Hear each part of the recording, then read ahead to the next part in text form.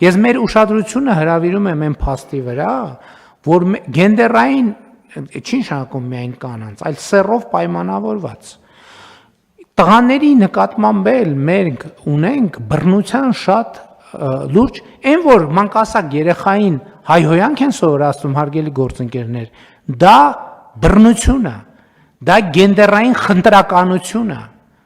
դա կարծրատիպերի որոշակի պարտադրանք է։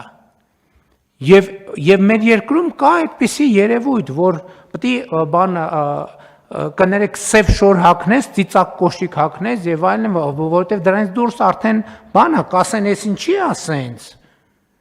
Եվ դա բարեբախտաբար փոխվում է, բայց դա փոխվում է միայն կրթության շնորհիվ։ Դա հաղթահարելու ուրիշ ճանապարհ չկա։ Եվ մեր, եւ երեխաների, եւ հանրության, եւ միայն կրթության շնորհիվ, եւ սա ֆունդամենտալ խնդրեմ է։ Բայց ելի եմ ասում, ոնց որ մեր երկրում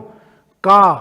կարծրատիպեր, որ կանանց թույլ չեն տալիս աշխատել, մեր երկրում կան նույնպիսի կարծրատիպներ, որ տղաներին թույլ չեն տալիս սովորել։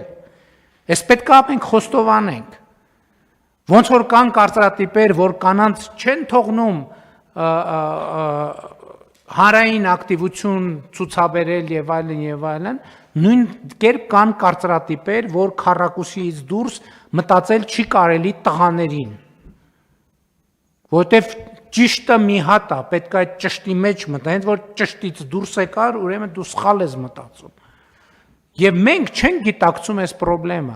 եւ այս խնդրեմը ոչ մեկը չի բերելու մեր օրակարգ, մեր ոչ մի միջազգային գործընկերներ գենդերային կանանց իրավունքները բերելու են, ինչը լավ է, շնորհակալ ենք, մենք արձագանքում ենք եւ լիարժեք սպասարկելու ենք այս օրակարգը, բայց երկրորդ օրակարգը ոչ մեկ չի բերելու մեր սեղանին չի դնելու, որովհետեւ դա մեր խնդրեմն է եւ մենք պետք է առերեսվենք։ Իմ ասածն է, որ երբ որ մենք ասում ենք գենդերային խտրականություն, այո, մենք ճիշտ է առաջին հերթին, բայց այս երկրորդ հատվածում չմոռանանք,